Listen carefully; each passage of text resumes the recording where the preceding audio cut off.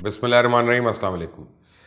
Cricket legend सैर अंगेज तकरीरें करने वाला नेशनल हीरो जिसे इसके सपोर्टर्स पूछते थे, इक़्तिदार में आने के 3 साल बाद एक डरावना ख्वाब बन चुका है। आप समझ तक गए होंगे मैं किसकी बात कर रहा हूँ। जी, इमरान खान जो इस वक्त पाकिस्तान में महंगाई का ट्रेडमार्क बन चुके हैं। जितनी महंगाई पाकिस्तानी कौम ने इस दौर में देखी है, शायद 70 साल में मजमूई तौर पर इतनी महंगाई नहीं देखी हो। जितने वादे उन्होंने अपनी कौम से किए, शायद ही दुनिया में किसी सियासतदान ने किए हों। इमरान खान को तो यह भी एजाज़ हासिल है कि उन्होंने पूरी कौम को दिन में ख्वाब दिखाए और जो इक़्तिदार में आने के बाद डरावने ख्वाबों में तब्दील हो गए। इमरान खान के सपोर्टर्स जिनके पास पाकिस्तान में कोई ऑप्शन नहीं, क्योंकि इनके मुखालफिन जिन्हें मीडिया पर तो करप्ट साबित किया जा चुका है, बच्चे बच्चे से पूछ लो, उससे पता होगा पाकिस्तान का सबसे करप्ट ख़ानदान और शख्स कौन है। लेकिन बदकिस्मती से इमरान खान एड़ी चोटी का जोर लगाने के बावजूद कुछ साबित नहीं कर पाए और अब ये सिर्फ अफसाने रह गए, क्योंकि एहतसाब करना तो मकसद ही नहीं था। मकसद सिर्फ इक़्तिदार हासिल करना था। कैसे, ये आपको आगे जाके पता चल जाएगा।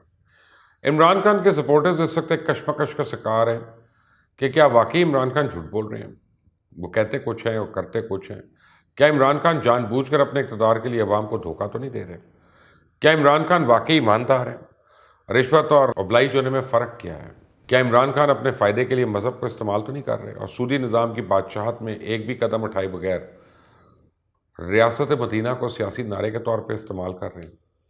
क्या इमरान खान 1 करोड़ नौकरियां, 90 दिन में इनकलाब, दुनिया की बेहतरीन टीम और 50 लाख घरों का वादा ये जानने के बावजूद कर बैठे कि इनमें ये डिलीवर करने की ना काबिलियत है ना अहलियत है। क्या इमरान खान ने दुनिया भर के बेहतरीन निज़ामों को सिर्फ सियासी तकरीरों के लिए इस्तेमाल किया कि जब इनकी हुकूमत ने पाकिस्तान को यूरोप बनाने की बजाय एशिया में भी सबसे पीछे कर दिया। क्या इमरान खान ने नज़रियाती सियासत का नारा लगा के सिर्फ अवाम को बेवकूफ़ बनाने के लिए लगाया, जबकि हुकूमत मिलने के बाद नज़रियात और नज़रियाती सियासतियों को भी दफन कर दिया। आज की इस वीडियो में कुछ हक़ाइक़ आपके सामने रखूँगा जिन पर के बाद आप यकीनन किसी न किसी नतीजे पर तो पहुँच जाएंगे। कप्तान ने हुकूमत बनाई और ऐसे लोगों के साथ मिलकर बनाई जो किसी भी लिहाज से नज़रियाती नहीं थे, लेकिन इमरान खान को इक़्तिदार हासिल करना था, सो किया। और उन्होंने वो तमाम काम जो नहीं करना चाहते थे उनके लिए जहांगीर तरीन की खिदमत ली। लोटों से बड़े जहाज़ हुकूमत बनाने में कामयाब हो गए। और फिर सबसे बड़ा इम्तहान वो 90 दिन का वादा था जो इमरान खान ने सिर्फ अवाम की ज़हनी अय्याशी के लिए किया था। बड़े हाथ पाँव मारे गए, कुछ नहीं हुआ। फिर सिर्फ मीडिया और सोशल मीडिया पर अवाम की ज़हनी अय्याशी के लिए तशहीर की गई। रिज़ल्ट 0/0। इमरान खान ने कहा जो काम ठीक नहीं करेगा इस वज़ीर को घर भेज दूंगा, लेकिन कोई भी एक मुंतखब वज़ीर घर ना गया, बल्कि कप्तान फील्डिंग तब्दील करता रहा। यही वजह है कि लोग अब चिल्ला उठें कि बहुत बदली टीम, अब कप्तान बदलने की बारी है। वो कप्तान जो जानबूझकर माठे खिलाड़ी यानी उस्मान बुज़दार की सूरत में, महमूद खान की सूरत में कौम पे मुसल्लत कर देता ताकि ना तो किसी और को पार्टी में बड़ा कद करने का मौका मिले, अब कप्तान पंजाब को भी वफाक में ही बैठ कर चलाए। इमरान खान ये मुल्क वन डे समझ के खेल रहे हैं। अगर उस्मान बुज़दार मेरिट था तो फिर मेरिट का अल्लाह ही हाफिज़ है।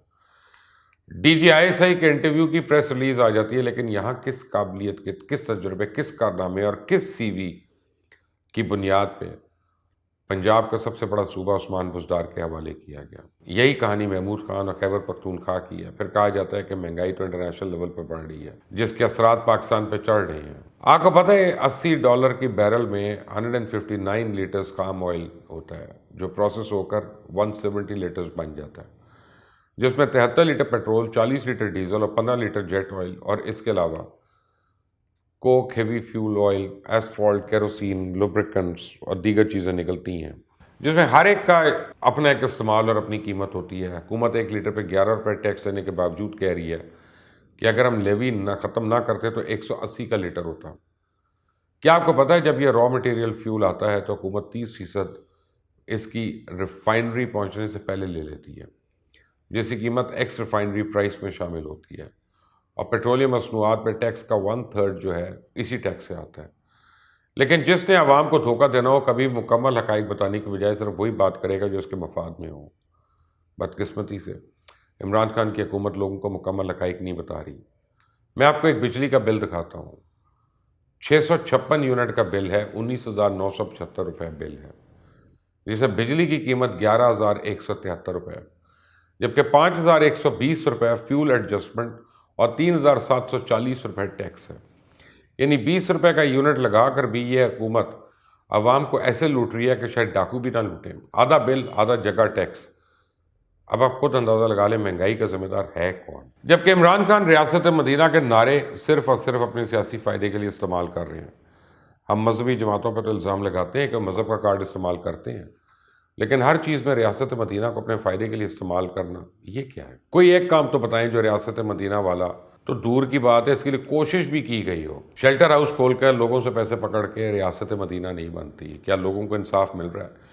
کیا تعلیم اور صحت کی بنیادی سہولیات دی جا رہی ہیں؟ نہیں، بالکل نہیں.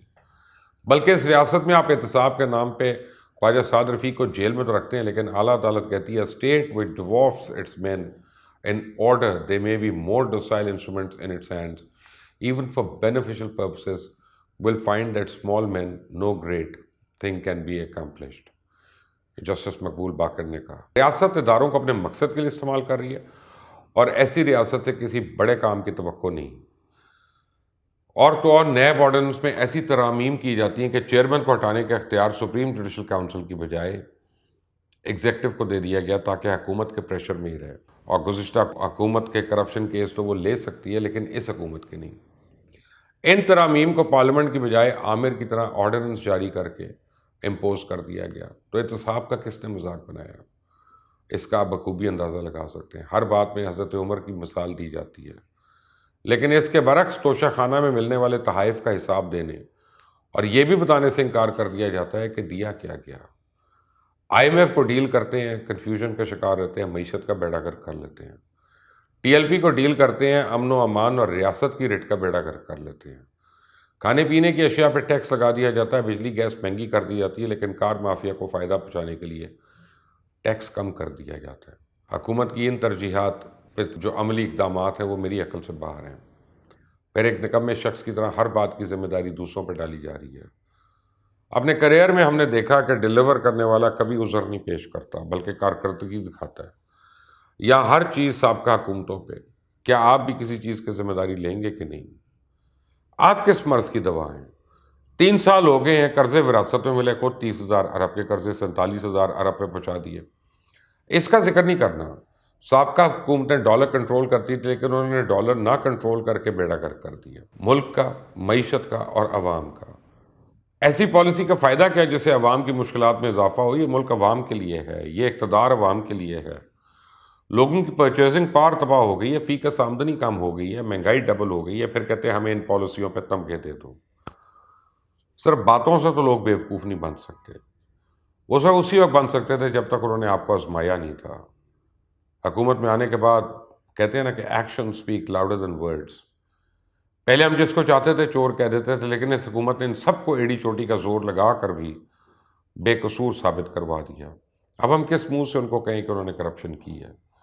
اگر کی ہے تو اس نام نہاد صادق اور امین حکومت میں سارے کے سارے باہر کیوں ہیں؟